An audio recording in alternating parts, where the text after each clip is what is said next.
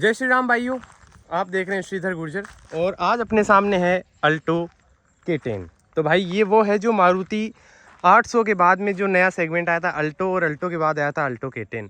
तो ये है आज अपने सामने 2013 की मॉडल है, अल्टो K10 है। और गाड़ी की कंडीशन और लुक कुछ ऐसा दिखता है जो आपके सामने भी मैं दिखा रहा हूँ। ठीक है, अब इस गाड़ी को मैं ड्राइव करके आया हूँ। ठीक है, और मतलब ये VXI है।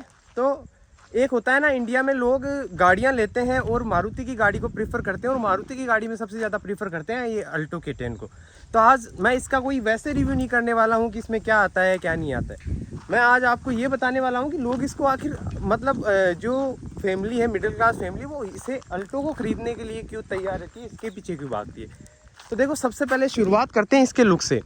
तो ऐसी कुछ ये दिखती है, 5 सीटर गाड़ी आती है। ठीक है, ऐसा कुछ इसका लुक आता है। कॉम्पैक्ट साइज़ की भी नहीं कह सकते, छोटी साइज़ की आती है, काफ़ी छोटी सी साइज़ की अपनी अल्टो K10 आ जाती है। और अब बात कर लें अगर इसके बाहर से पहले शुरुआत करें तो इसके टायर साइज़ की, तो ये देखो 155/70R 13 इंच का इसमें ये जो रिम आता है, और 155/70 इसके टायर साइज़ है। ठीक है, तो टायर साइज़ कुछ ज़्यादा छोटी भी नहीं है, जो ओमनी वैन वगैरह आती है लगभग उनके हिसाब की है। अब देखो, जैसे मैं इसका इधर रिव्यू कर रहा हूँ, ठीक है, और वो सामने चेकआउट करो आप, ये देखो एक और अल्टो K10 खड़ी है, ये देखो। तो मतलब इस गाड़ी का मार्केट तो है ना कहीं इंडिया में एक अलग लेवल पर है।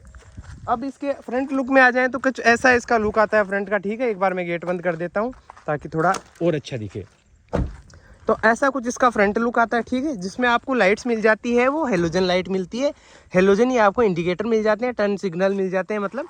और ये इसमें यहाँ पे भी टर्न सिग्नल आपको मिल जाते हैं, जो कि मतलब जो थोड़े बड़े वेरिएंट्स होते हैं, ऊंचे वेरिएंट्स होते हैं, महंगी गाड़ी होती है, उन पे टर्न सिग्नल आपको ORVM पे मिलता है। फिर चलते हैं अपन इसके और आगे थोड़ा सा, कि यहाँ पे आपको ऐसा कुछ मिल गया। यहाँ पे आपको क्रोम फिनिश में एक लाइन मिल जाएगी ग्रिल पे, छोटी सी ग्रिल मिल जाएगी इतनी सी, और एक सुजुकी का लोगो मिल जाएगा। उसके साथ साथ नीचे आपको रेडिएटर के लिए जो मतलब एयर इनटेक का है वो मिल जाएगा। इसमें आपको वो जो आते हैं अपने यहाँ पे फोग लाइट, वो फोग लाइट नहीं मिलेगी। हाँ, इसमें जगह दे रखी है, तो अगर आप चाहो तो डलवा भी सकते हो, कोई बड़ी बात नहीं है।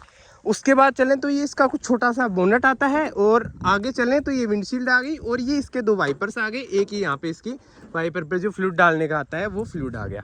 ठीक है, अब मतलब ज़्यादा इसमें वो नहीं है लफड़े।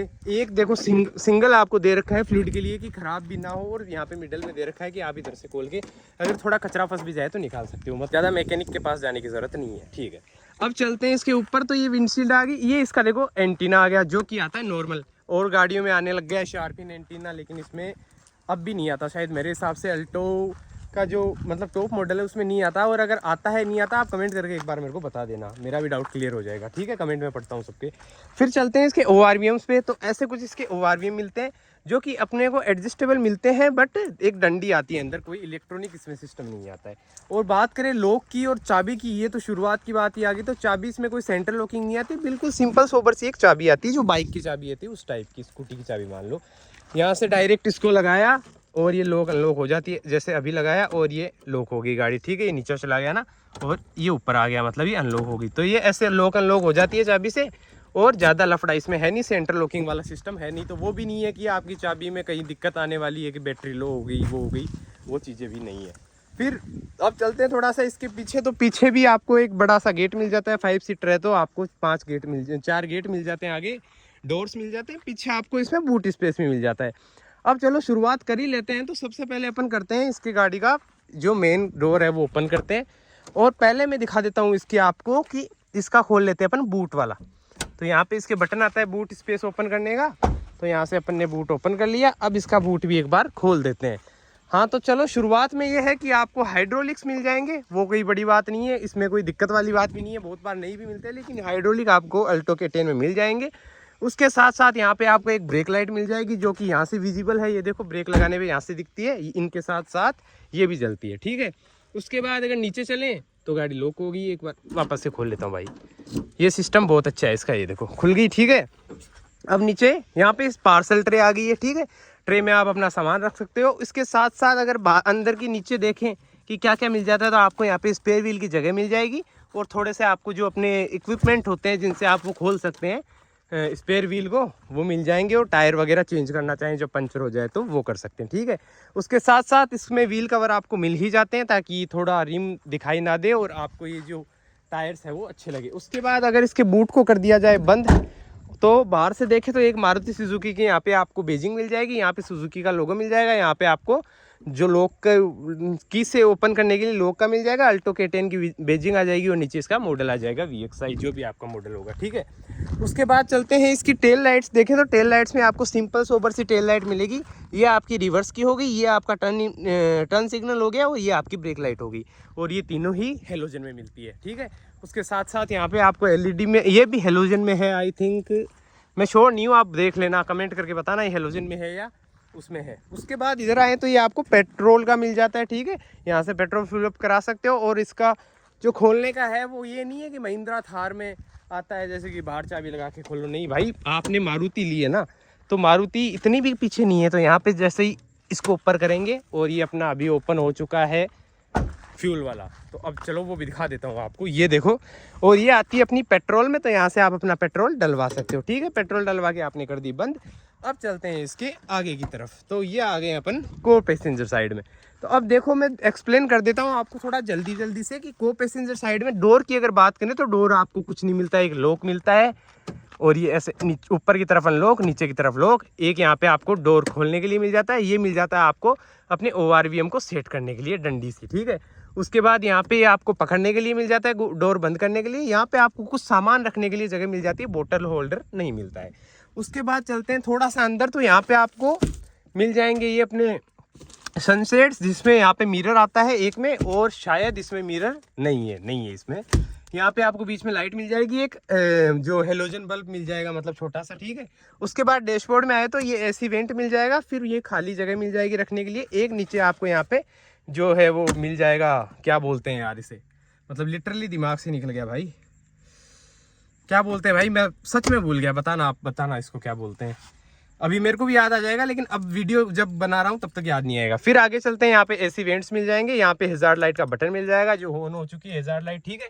यहाँ से हैजार्ड लाइट बंद होगी। ये आप लोगों को स्टीरियो मिलता है, और एक चीज़ मैंने नोटिस की भाई, इसके स्टीरियो में बहुत सारे मोड्स है, लेकिन इसके स्टीरियो में ब्लूटूथ ही नहीं है भाई। मैं इतनी देर से परेशान हुआ, मैं सोचा गाने तो चला सकते हैं, बट ऐसा सिस्टम ही नहीं है इसमें गाने चलाने वाला ब्लूटूथ से। तो इसमें ऑक्स लग सकता है, USB पोर्ट लग सकता है, ये सब कुछ लग सकता है इसमें, लेकिन अपना वो नहीं चलता, ब्लूटूथ नहीं चलता, ठीक है।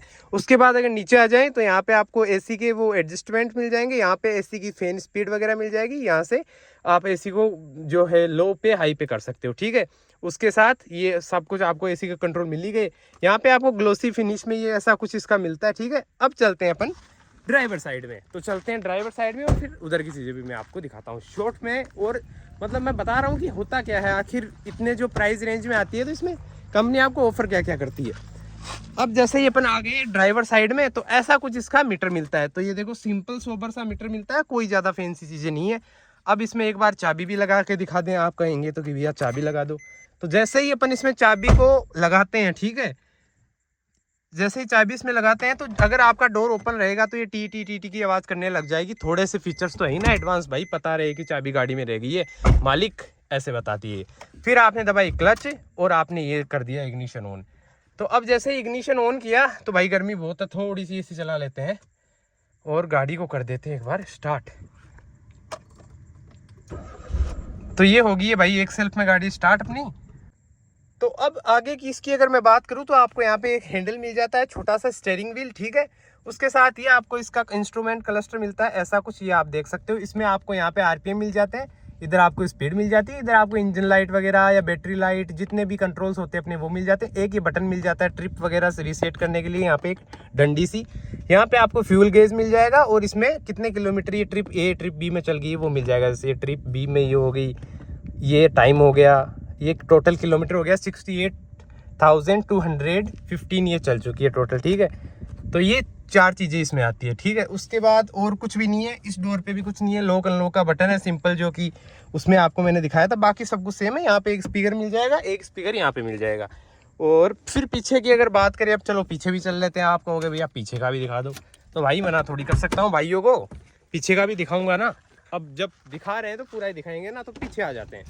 पीछे आते हैं तो कुछ ऐसा इसमें डोर मिलता है। जैसे ही अपन डोर में देखते हैं तो आपको वही चीज़ें मिलती है जो सामने मिलती है, बस एक चीज़ मिसिंग है इसमें, पावर विंडो नहीं आती। यहाँ पे आपको जो है वो मैनुअल मिलता है। और पावर विंडो ये दोनों है, ये ड्राइवर और को पैसेंजर पावर विंडो, इनका कंट्रोल मिल जाएगा आपको यहाँ पे, किसके पास में, हैंड ब्रेक के पास में। और यहाँ पे गियर नोब आ जाएगी, यहाँ पे 2 ग्लास होल्डर आ जाएंगे और यहाँ पे नीचे आपको 12 वोल्ट का सॉकेट मिल जाएगा। ये चीज़ें मैं थोड़ी सी भूल गया था, अब मैंने आपको बता दी है, ठीक है।